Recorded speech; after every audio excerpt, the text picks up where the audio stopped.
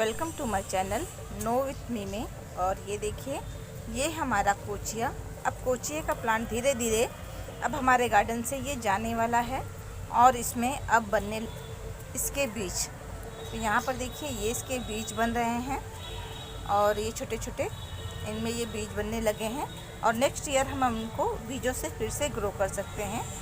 तो ये देखिए, मेरे कोचिया का प्लांट है, बहुत ही अच्छे से ये सरवाइव कर रहा है।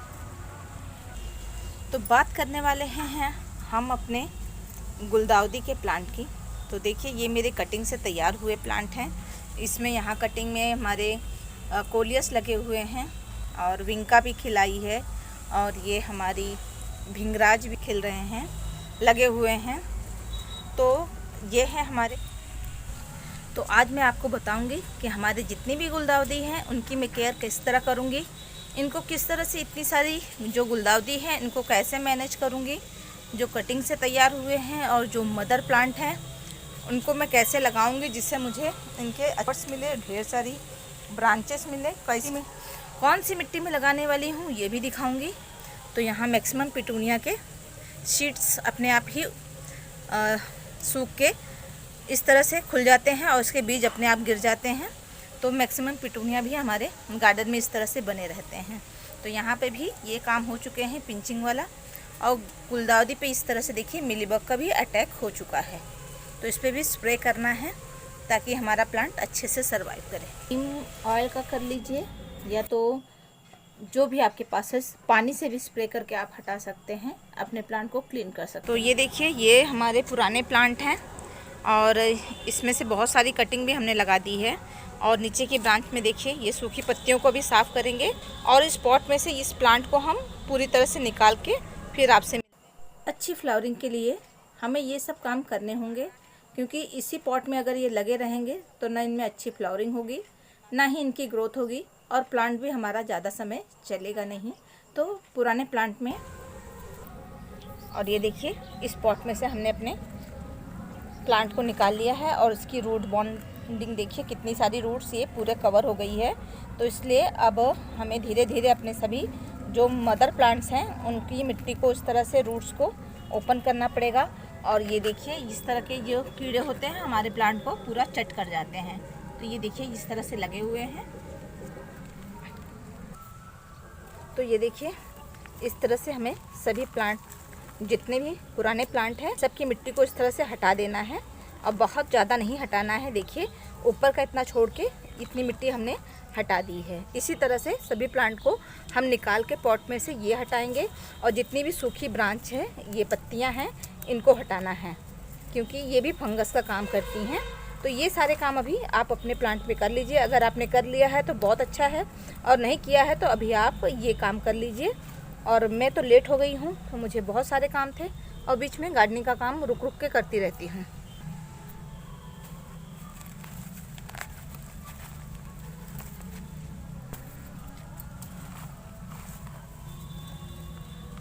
नेक्स्ट ईयर से ये लगे हुए कटिंग के प्लांट हैं और अच्छी ग्रोथ हुई है देखिए। तो इस ग्रो बैग में तो इनमें इतनी अच्छी फ्लावरिंग नहीं होगी, ना ही इनकी अच्छी ग्रोथ होगी और फिर कुछ दिन बाद ये ख़राब भी हो जाएंगे।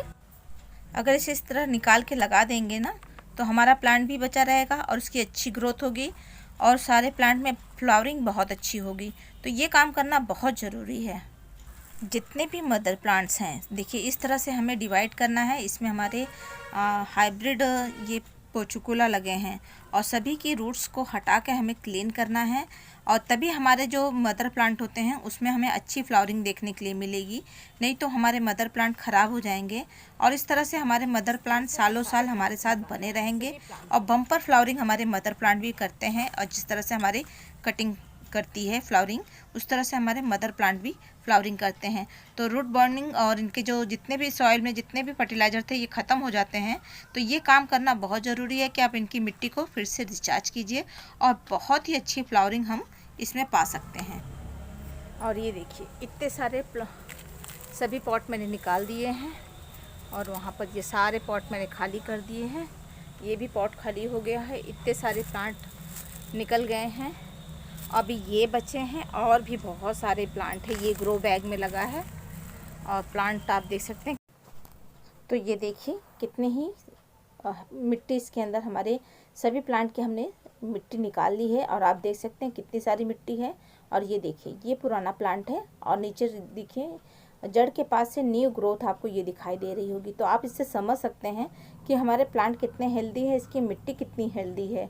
तो इस तरह से मिट्टी अब आप निकालने के बाद इस मिट्टी को हमें अच्छे से रिचार्ज करना पड़ेगा, ताकि इस में जो भी चीज़ हम मिलाएं हमारे प्लांट की अच्छी ग्रोथ हो, अच्छी फ्लावरिंग हो। तो कौन सा फर्टिलाइज़र मैं देने वाली हूँ और मिलाने वाली हूँ अपनी इस मिट्टी में, तो मैं आपके साथ शेयर करूँगी। और अपनी मिट्टी में आप बालू ज़रूर मिलाइएगा, जिससे हमारे प्लांट की ग्रोथ बहुत अच्छी रहती है, अच्छे से हेल्दी हो जाएंगे। तो देखिए इतने सारे प्लांट हैं, इनको सबको मैंने निकाल लिया है। अभी मेरी कटिंग को मैंने टच नहीं किया है, अभी कटिंग की रिपोर्टिंग बाकी है। तो यहाँ पर आप देखेंगे तो यहाँ मेरी अभी कटिंग लगी हुई है, कुछ कटिंग वहाँ पर लगी हुई है, वहाँ पर कुछ कटिंग लगी हुई हैं और कुछ कटिंग शायद इस तरफ भी हमारी लगी हुई हैं।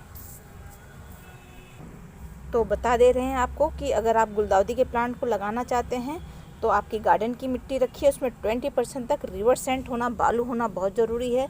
तो इसमें बालू मिक्स है, फिर भी अगर आप चाहते हैं तो थोड़ा बहुत बालू मैं इसमें ऐड कर दूंगी, जिससे हमारे प्लांट की ग्रोथ अच्छी रहेगी।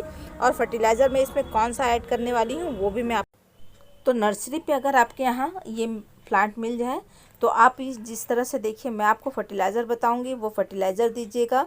और अगर आपके पास ये प्लांट है तो ये जो हमने मिट्टी मिला रखी है इसे आप थोड़ा सा धूप दिखा दीजिएगा, 1 दिन की धूप दिखा दीजिएगा। और नहीं तो बिना धूप के भी आप मिट्टी को थोड़ी देर फैला दीजिए और उसके बाद लगे हाथों इसमें आप फर्टिलाइज़र मिला के अपने प्लांट को लगा सकते हैं।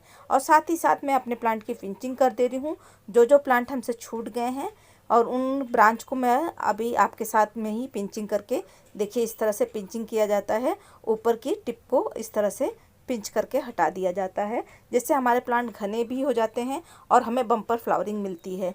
तो ये रही हमारी मिट्टी और इसमें फर्टिलाइज़र में आपको दिखाऊंगी। और साथ में लगे थे इसमें जितने भी सूखी पत्तियां हैं, कीड़े हैं, उनको हटा देंगे। तो ये देखिए ये जो आप ग्रो बैग देख रहे हैं पूरी तरह से ख़राब हो चुका है, लेकिन इसके अंदर ये जो ब्लैक देख रहे हैं आप, ये है हमारा सबसे अच्छा फर्टिलाइज़र और फ्री का फर्टिलाइज़र, जिसे आपको एक भी पैसे खर्च नहीं करने पड़ते हैं।